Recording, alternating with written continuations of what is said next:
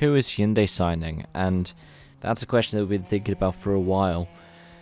They've recently announced that FX de Maison, formerly Williams F1, but before that, one of the people who dominated the WRC with VW alongside Jos Capito, is joining the Alzano squad. It's really cool to see, especially considering how he had guided VW to the top of the time when Hyundai was starting out again in the WRC back in 2014.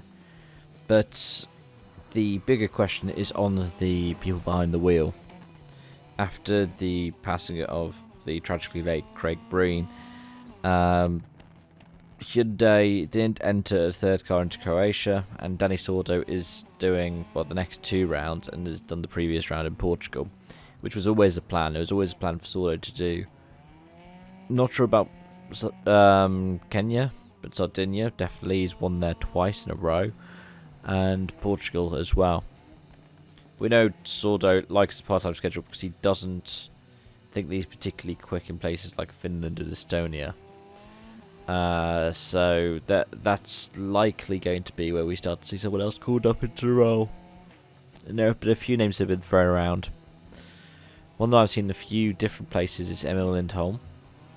Be interesting to see Lindholm get the call up. Of course, WRC2 champion. I saw somebody though reported that it was because of his performance in the Super Special Stage in Greece, which I don't think is likely, unless they were directly comparing it to somebody else who's been rumoured to be in with a shot, which is Andreas Mikkelsen, who very nearly ended up at Hyundai for this season until the 11th hour signing of Vespakalapi.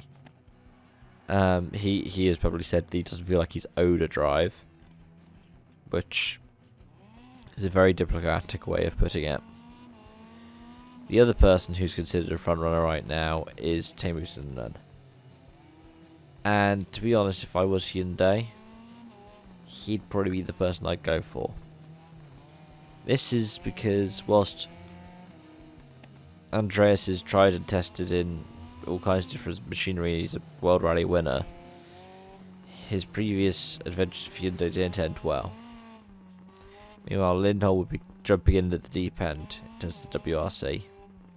And again, he hasn't driven a Hyundai in the junior ladders. Whilst Teemu has, until recently, been Ford the whole way through, when he left Ford, he started running in Hyundai's Rally 2 programs. He's been doing testing with them, he's doing competitions with them. So I think he's in with a shout of being Hyundai's next pick.